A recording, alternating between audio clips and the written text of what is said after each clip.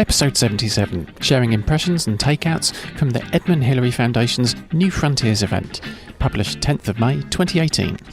Thanks for tuning into Twice, Talks with Innovators, Creatives and Enterprises. I'm David Binstead. This episode features conversational highlights with some of the many people at the second New Frontiers event, a co-created biannual event where 250 impact-minded changemakers gather together with the latest cohort of Edmund Hillary Fellowship's Global Impact Entrepreneurs.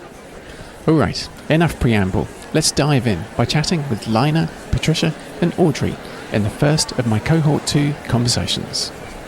David here at New Frontiers 2018, really lucky to be chatting with Lina Green, Patricia Lim, and Audrey Tan. Just tell me how you're finding New Frontiers, the event. Oh, it's been mind-blowing. It's amazing to meet people who actually share a common vision to make this world a better place. And more importantly, I was really struck by the conversation that we need a different construct for the world. And things like the need for ecosystem, healing, looking at the wholeness, that is all to us very feminine energy. And I really love it. Beautiful. Patricia? Very inspiring, I must say, and actually makes you feel very humble to meet such a diverse group of people. And I had many opportunities to go to many different conferences around the world because I was an ex-banker before. But having been in this space is just so refreshing because everyone is very different and we're here, they're willing to share the knowledge, information and to learn from each other. So it's really, really good experience. And Audrey? It's been incredibly humbling to listen and to learn, especially from our Maori brothers and sisters, and how the traditional systems actually remind us of how things perhaps can be, and how we've lost some of that to capitalism, putting profits before people. And so it's a recalibration. It's a remembering of what we've known in the past, to actually help us to be clearer of what we're doing and where we're going into the future. If there's something that so far has surprised you about the New Frontiers 2018 event, or maybe has been unusual or has sort of you weren't expecting, has there been anything about the event that along those lines? Surprising yet pleasantly surprising is I really love the groundedness in the Maori cultures and traditions, how people were greeted in a very spiritual manner, and the acceptance of people of that. That is something, because people have come from all over the world, so for many of them it's probably the first time. And I've noticed that to some extent it's become a way to bring some unity and also awaken a consciousness within them that normally in conferences you speak from the mind. And here was an attempt to actually bring people down to consciousness and heart level and speak from the heart. And that's what I really was surprised about, but really loved. Patricia, any thoughts? Surprised of the fact that I think everyone is so genuine and so willing to give or share information, and not so much as just to use as networking and connection like other conferences where you feel that people are probably coming here to make use of each other, But here is more like, I think, is to connect, to make a better world, and like Lina says, to share the same vision, which is very powerful, It's very different. And Audrey? What has surprised me so far has really been the openness and the vulnerability and the authenticity of our Maori brothers and sisters, as well as all the cohorts of people who've come in, from different diverse walks of life. I've been very kind of mind blown with the diversity of interests, themes and topics that have gone through today and yesterday. And to be very honest, it's all a lot of new learnings. And so for me, that has been really mind-blowing, that there's just so much more that I don't know, Yeah. I come from 30 years in the tech field, and I'm very used to being usually the only woman in the room, or maybe one of 4 to 10% in the room. So definitely into gender equality and diversity, I saw a lot more here, which I was very encouraged about. But what I want to say to that is that what I'm more encouraged about is the number of men who have embraced their feminine side, and some men who look so alpha male, but so working on things that are so nurturing and healing and things that people tend to talk about feminine energy. So to me, it was actually a room full of feminine energy. You may have heard of UNICEF, the global charity dedicated to defending the rights of children and young people. What you may not have heard is of UNICEF Ventures, a global investment fund for supporting impact entrepreneurs. Introducing the head of that team in his own words. My name is Chris Fabian. I currently run a team called UNICEF Ventures inside of UNICEF. It's an amazing team of people who come from tech and design and really look at using emerging technology to solve the world's biggest problems. So I do a lot of work helping and advising startups and people who are trying to kind of figure out how to make a business out of a good idea. I study Kung Fu, and that's my activity. And I love traveling and cooking and trying new foods, and when possible, sneaking a cold pizza for breakfast in the morning. You're here as a fellow of cohort 2 of Edmund Hillary Fellowship's Global Impact Visa, which you must be reasonably, slightly, very pleased about? Yeah, I mean, I think it's a huge honor, and also seeing the other people who are in the room and the amazing talent that this cohort has is just incredible. The funny thing is, the way that it was set up, we don't know a lot about each other in terms of our professional background until today and yesterday. So this conference, the last 2 days, has actually been the first time that the fellows introduced each other professionally. So I'm just meeting people now who we've been hanging out with for the last 4 days, and I'm like, oh my God, I had no idea like you were that person, and that's pretty neat. It's rare that you get to be so surprised and so excited about spending this much time in a bunch of wonderful tents in the sometimes chilly New Zealand autumn with such cool people. The thing that I also am very interested in is how we can even bring in more people from parts of the world that maybe aren't as represented in this cohort. And I think at least using the network that I'm lucky enough to be part of through UNICEF, we come across great entrepreneurs that don't come up on the global stage very often. So that's, I think, a big thing that we're looking for, and that I would love to be helpful to the fellowship with going forward. Nice. Just impressions of what is yesterday and today, which is a slightly more open version of the slightly closed event just with the cohort 2 team. One of the coolest things is to see how much capacity there is with some of the incubators here. And so I was talking today with a few folks who run entrepreneurial accelerators or incubators in New Zealand, and having them be part of the discussion is huge, because it means that we can not only connect them to companies that we're working with in other places, but also learn about a lot of the stuff that's happening here. And we didn't get to do that during the first few days where they were kind of smushing all of the fellows together. But I think that opening it up like that is really helpful to people. And then I think over the next day, we have even more discussions about really getting concrete with like, what does it mean if we want to invest in some of the companies that we see here, or have them invest in some of the companies that we're seeing in other places? And so that's a really nice exchange that I think the openness will provoke. So I think it's a good and natural transition. I also chatted with Maya, Chris's partner, about their expectations before the event. So I don't think we were really prepared for it. It was just an amazing experience and immersion, especially around meeting diverse people, but also getting very deep insights into Maori culture. That was really valuable for me, I think. Understanding who they are and the values that they bring. And I think the fellowship is really framed around these very thoughtful and very universal values that Maori culture brings to this stage. So I think I was really appreciative of that. To me, so there's some sort of investment discussions that I've had over the last day or two that I am super pleasantly surprised at in terms of the scope of money and the way it's being targeted here in New Zealand. That was a surprise to me. I think that I don't really prepare very well for things, so I kind of come to everything and it's a surprise, including morning meetings at UNICEF. But so in a sense, it's nice to always be unprepared. But I think I really wasn't expecting that potential of investing ecosystem and the ability for those investments to be targeted at things that are both good businesses and also do good as well. So that, to be very honest, that was something that I'm pretty psyched about, and I wasn't necessarily expecting coming in. It's really lovely chatting with you both. Maya, thank you. Thank you so much. And also Chris Fabian. Cool, thank you so much. Sam Ray Jones is an ethical fashions entrepreneur dedicated to making global supply chains sustainable for everyone in that chain.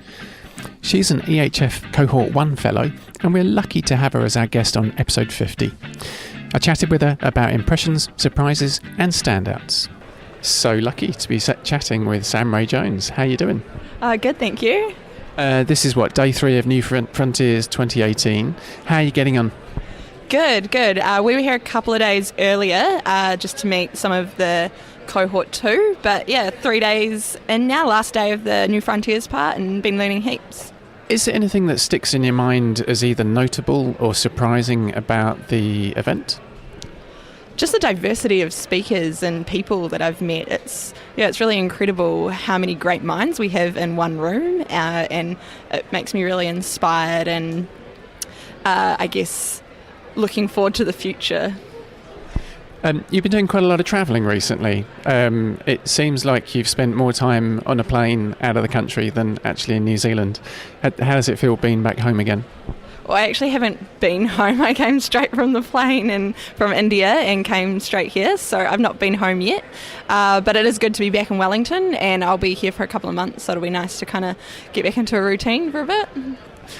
Cohort 1, of which you're part, are there many of those people here at the event, or is it more of Cohort 2? It's definitely all of Cohort 2 is here. I'd say about half of Cohort 1, maybe more. There's a few people even just trickling in today. We're doing our own retreat for 3 days, just our cohort after this. So we'll get to connect better, more closely with our cohort after this event. And that is one of the things that's really pleasantly surprised me about the whole EHF setup, is that they're working just as hard on building the connections between the cohorts as they are on the individual, you as the cohort members and fellows, on your individual projects. Yeah, I think right from the beginning it was made really clear that it's not about the projects. Like, definitely the projects are important, but it's actually about the people. So building those connections has been a fundamental part of this whole project and this whole fellowship. Bit of a cold night last night. Yes, we're all the fellows. We're staying in tents and yurts in the valley, and although they are very comfortable, it's quite cold and it's been raining, so it's a little bit damp. But you, amongst many other people, I'm sure, like you've worked and lived in some pretty extreme environments, professionally and personally, I'm sure. So this is probably nothing to write home about. Yeah, well, I was in the military for 6 years and we definitely did not have electric blankets in our tents, I can tell you that. So it's pretty comfortable in comparison. But I've not done that type of tented camp in a few years, so I have forgotten about it. So I'm more accustomed to the sort of glamping, I guess, now. Nice. You and many of the other people here at the event are what I'd call seasoned professionals in terms of coming to events and to conferences. What do you think makes the New Frontiers event sort of stand out or distinctive or different from the multitude of other events that are available, especially in the purpose and impact space? I really noticed that it's very different in the way just the whole event is organised. Like, the values of what we're trying to achieve here are embedded into every element of the conference. So down to the food that we're eating, the layout, the inclusiveness of the event. It's very obvious, and I think that's really important because it's just too painfully ironic when you're talking about social good and trying to make these changes, and then you're eating a really non-nutritious meat-based diet at lunch. Like, I have been to conferences that are like that and give plastic water bottles out with your lunch pack, and it's nice that we're kind of living the values at the same time as hearing about what we're trying to achieve. Sam Ray Jones, really appreciate you giving time here at New Frontiers 2018. I think we should get back out of the cold into the warmth because it's freezing out here. Sounds good. Nice chatting. Now you've got 3 shorter chats. The first 2 with Cohort 2 fellows, sharing their ventures and experiences of New Frontiers. Firstly, Vanessa, talking about alleviating period poverty. Hi, I'm Vanessa, and I'm a Cohort 2 fellow with the EHF program. Just tell us very briefly about your project and solution to some of society's biggest problems. Sure. So what we do is that we get reusable menstrual products to women. So we mainly deal with a Freedom Cup. It's a menstrual cup, and we get it out to women and we work on a buy one, give one model. So for every one that we sell to someone in the first world who can afford it, then we give one for free to a woman in an underprivileged community elsewhere. Incredible. We had a brief chat with Ollie and co from Wire Collective. I'm sure you know them in New Zealand. Just tell me one thing about the New Frontiers 2018 event that you have either enjoyed or has surprised you. I've been very impressed by the fact that everybody here in some way, shape or form wants to make the world a better place. You know, I think sometimes in the outside world you get kind of jaded, I think, when people are just chasing the money or trying to build a company as big as they can, as fast as they can. And when we're looking at something like the impact that we have with, you know, negating the consequences of periods for most of the world's women, then it just becomes one of those things where people just look at you and go like, okay, how many cups have you given out? Who have you given them out to? What kind of like quantitative data do you have to prove that it's helping? And I think that for us, you know, there's so much work on the ground, but, you know, it's been amazing the kind of progress that we've seen in terms of women's empowerment and health and sanitation and yeah, to be in the same room with people who believe the same thing and are working towards different causes in different industries it's just been incredible. Any downsides so far? Just that I think that the only downside I think is that I've got quite a short attention span, and there's so much good content that you kind of sometimes I'm lost midway through a talk, or you know, but no downsides so far. Yeah. Thank you so much for giving some insight. No worries. Thank you so much. Secondly, Fraser, who's all about saving New Zealand native birds and revolutionising the digital payment space. Fraser McConnell. Brief bio on myself. Run a couple startups, one saving the native birds of New Zealand, a tech company, and then another revolutionising the payment space and trying to redistribute funds from there, giving it to charities, and it's all built on blockchain infrastructure. Part-time, eh? So we're at EHF's New Frontiers 2018. Just give us a quick overview. What are your impressions? It's a pretty incredible place. As soon as you walk in here, you're just surrounded by some very legendary individuals that are all trying to make big shifts. And we're not talking minor shifts. We're talking moving mountains in different places. And it's kind of the energy that you walk into, and then be it the speakers or be it the people you meet and the reasons why you're not going to talks because you're just having one-on-one conversations. You start diving into a rabbit hole of I guess, social impact or social change that everybody seems to be a part of in some way or another. Cool. Any particular takeaways that kind of are front of mind at the moment? Definitely this morning, listening to Johan Rockstrom, incredible guy, and the amount of work he's been able to do from a science aspect, but also just from an actual change approach, an actual pushing to make change here.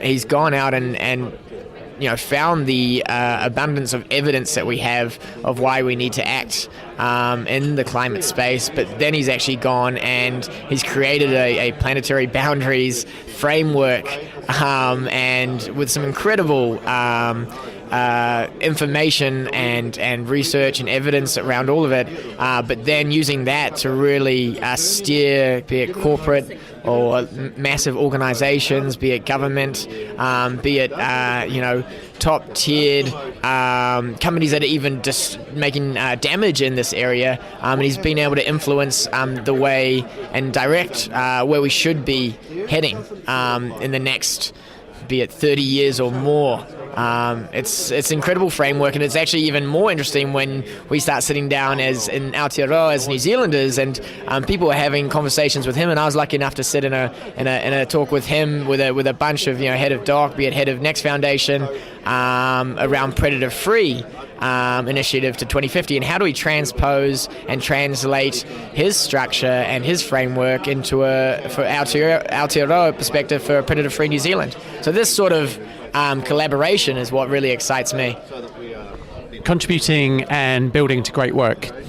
Absolutely, and not just contributing, but people getting together and collaborating. It's not people isolated, working hard on their own projects in operation mode. It's actually getting up, taking a higher level perspective, and getting together with others that you might have never known. Initiatives existed, and then realizing there's a lot of way to actually interconnect a lot of this. Awesome. Fraser, really appreciate your insight and input. Thanks very much. David, thank you. Thirdly, Dione, who's not a fellow, but is a renowned Auckland-based choreographer and filmmaker. Kia ora, David, ko Dione Joseph Aho. I come from Tamaki Makaurau, and I'm really excited to be here. I'm a theatre maker, choreographer and a writer. We're here at New Frontiers 2018. Well, what are your impressions of what you've seen over the last couple of days? It's been a real hive mind. It's been an amazing experience where we have so many different people from different parts of Aotearoa, but also different parts of the world. And the conversations, tend to sometimes seem to be filtered through buzzwords like blockchain and technology and business. So I've been really grateful to connect with other creatives and then try and find those pathways to cross-pollinate ideas so we can actually have creative entrepreneurship and develop the creative ecology and the ecosystems where change is possible, not just across technology and medicine and business, but how can we actually use that disruptive transformations that we were just talking about earlier, make them come alive. A lot to do in 2 days. A lot, and I actually missed the first day because I was filming, and I came down yesterday, and to be surrounded by 250 other people was quite overwhelming as well. So, but I really resonated with a lot of different people and the ideas. I think I just need some time to percolate. Any surprises, whether positive or even possibly negative? I think I might just have some clarity on whether we're in an ice age or in a warm state, because and this is the beauty of New Frontiers, I can talk to a scientist and an engineer over beautiful Mexican cuisine and very hot bean sauce, and he can clarify exactly the nuggets that I was gleaning in an amazing presentation, but was slightly fast for me, and I managed to clarify where exactly we are and what we can do, as well as reaffirm that we are not at the apex. Although we can do things, we're very much part of an ecosystem, and we need to acknowledge that the world is adapting and changing, and we need to find ways in which we can help and not hinder our natural environment. If I had to summarize some of my thoughts, it's about like this beautiful, diverse collision of minds. But it's quite rare because normally it's a bunch of experts who all know the same or similar things, as opposed to a bunch of passionate people, including experts, who know a bunch of the most diverse and unusual and weird, cool shit that is possible. Thoughts? Absolutely, because what I'm going to take back home, especially to my children, is that, I met somebody who works in VR, and they've got little Bitcoin accounts, actually. So I can tell, now I can tell you the future of that, because past Bitcoin and Ethereum, and now there's this other platform where financial markets aren't segregated, and just to be able to communicate to an 11-year-old and a 14-year-old the conversations that I can have and make sure that they can take that into their life. I think that's what really excites me. Information poverty areas that are in the Amazon. So these kids don't get a choice. They have to listen to this over dinner. So I'm really excited because I see it filtering into their projects and into their thinking. And then when they do speeches and create work, I can see that these little nuggets have sprouted. So that really excites me. Bunch of smart communicators, basically, of one of which yourself. Thank you so much for giving time to sharing your thoughts and insights about New Frontiers. You're so welcome. Thank you, David. And I wanted to round out with my unlikeliest, yet perhaps most important conversation. Not necessarily for what we talked about, although that was highly relevant and valuable, but for the fact it proves true cross-sector collaboration in action. Chief Executive of the Ministry for the Environment, whose tagline is Making New Zealand Aotearoa the most livable place in the world. Introducing herself. Yeah, so I'm Vicky Robertson. I'm the Chief Executive of the Ministry for the Environment. In that role, I'm also the Secretary for the Environment, which basically means that I'm kind of acting on behalf of the environment. Is any time your own? It's funny you should say that. Somebody talked today about the need for introverts to have a little time out, and I'm definitely one of those people that needs time with family and just to be able to read. And even here at New Frontiers, I've had to find a few quiet spaces just to sit under the tree and connect with nature. and heavy rain today as well, of course. Yeah. Well, today was a little different, so getting out of nature was a good idea. We're here at New Frontiers 2018, and I must point out to our listeners that you are also a Cohort 2 Fellow. Yeah. Do you mind me asking me just a little bit about how that process went? Were you invited?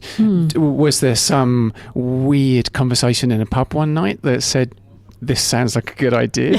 Yeah. Just talk me through that briefly. Yeah, it's a funny story to me, but might not be to everybody else. But actually, I just wanted to come and have a cup of tea with all these awesome entrepreneurs and kind of steer them in the right direction, if you like, so get them to be entrepreneurs about doing some business ideas around some of our most wicked problems, I suppose. So that was my kind of, Joseph and I had crossed paths a number of times, and I said, can I just come and have a cup of tea and, sit on the side? And he really challenged me back, and it was, he said, well, actually, aren't you a policy entrepreneur? And how about you think about what you might take into your world, and maybe you want to think about being a fellow. And so he convinced me to put my application in. He did the sell on you. He did.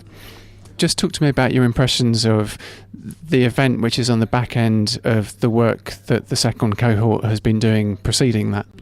New Frontiers over the last couple of days has been a really incredible experience, and I suppose, I've been to many things, and what makes it incredible in the last couple of days is I really think there have been many moments of impact, and for me, it's all been about environmental conversation and how we do something that's better for the world and for humanity. So it feels like I've just stepped into a room of, I don't know how many people were here, 250, and they've all become friends of our kaupapa. So it's kind of like I'm not alone anymore, and I can tap into this amazing group of people who want to do better for the world and aren't just talking about it, I think, which is kind of, there's something in the way it's been set up that really has generated that kind of feeling and urgency around action, I suppose. I then asked Vicky about the civil service collaborating and connecting with the impact sector. The connection from the government into private sector or business or entrepreneurs or a group of people, which I would call this group, which is the Champions of Change, effectively. I have actually been involved in a couple of others, and I think this one is equally as good. And the whole idea, from my point of view and from our organisation's point of view, I suppose, if I was to step into that, is that really many hands make light work, So we have a role to advise government and to set regulation and all that sort of thing. And I'm a real believer in actually people doing real things on the ground will actually make as much difference as those other levers. So it's kind of a basket of things. So I think finding ways to do that has been one of my own passions. And actually, back to Joseph's challenge to me, we don't actually make very good policy unless we know the real context of what's happening in New Zealand and around the world, and what are people really got energy to go towards, and what's actually getting in the way. So, there is amazing feedback I've had today and yesterday about, look, this is what the barriers we're finding. If this is the things you can help us with. This is what we can help with. So I've had more conversations where people have said to me, how can we help? You touch on a really one element of your presentation that you did today, which I thought was really important, which was that you stood up and basically said, we would love to help you and we would love to have your help. And it was that powerful, simple invitation, which I thought was just so totally relevant to that crowd of 250 people sitting in a room who are able to immediately do something with it. What else have you picked up from other people's presentations over the last few days? Yeah, I mean, there's a couple of really, rock stars in there. So I'll talk about them first, but I don't want to underplay also some of the fellow presentations that have really had an impact on me.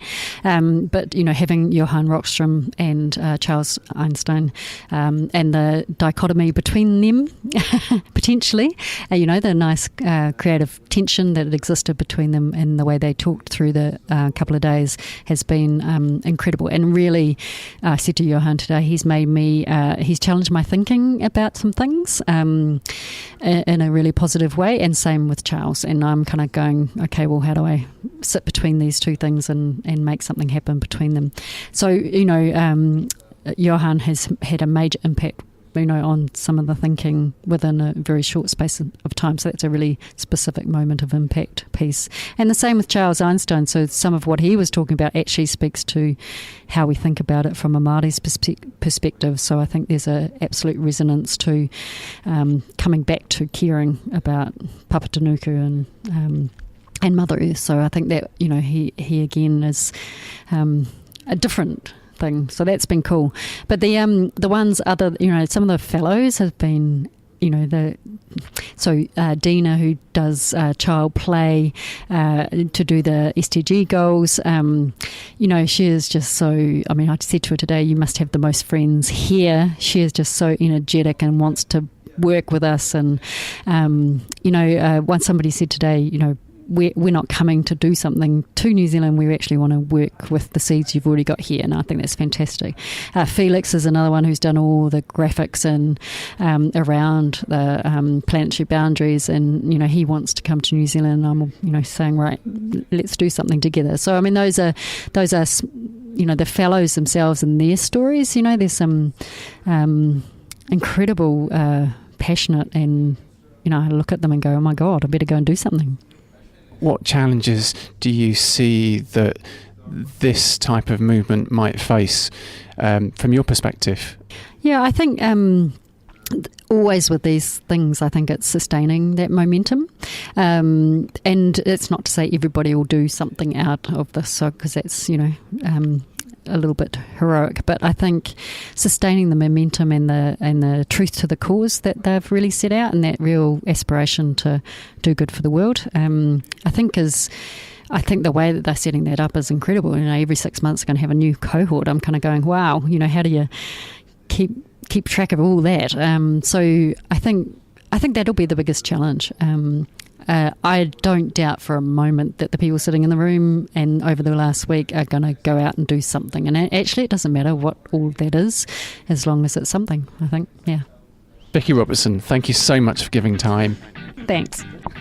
Do you mind me asking, did you get a bit of a pass card for the second cohort induction, or have you been keeping in a tent all week? Yeah, I knew you were going to ask that. No, I haven't been. Although, Joseph he teases me. He said, maybe if I put you into a tent, you would have stayed out here longer. It's probably true. Kia ora, David here, rounding out my conversations with people at Edmund Hillary Fellowship's New Frontiers April 2018 event. I have many feels about attending the event, but instead of waffling on about them like usual, I'll simply summarise them like this.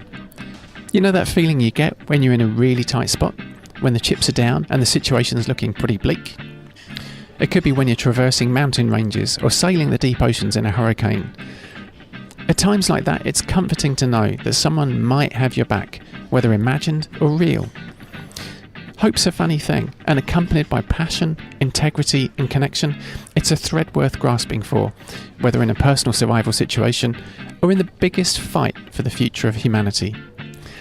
I came away from my 2 days at New Frontiers full of cautious hope that the second cohort of global changemakers genuinely can affect tangible change by together building solutions to the world's most wicked problems.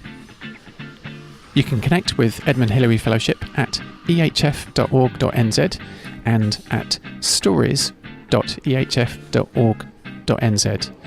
And know that anyone can apply to be considered for a 3-year global impact visa as part of a future cohort of impact entrepreneurs. You'd do well to keep tabs on what they're up to, and you can do that via links to all their places right in the show notes and over at twicepodcast.com.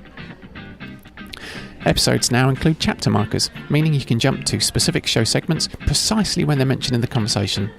Thanks to Marco Arment, maker of the Overcast app, for providing that magic to producers free of charge.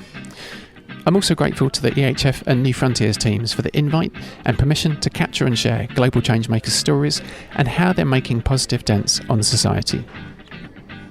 For more background information on EHF and their world-first Global Impact Visa programme, have a listen to episode 51, featuring Alina and Josef from EHF talking about it in a bit more detail.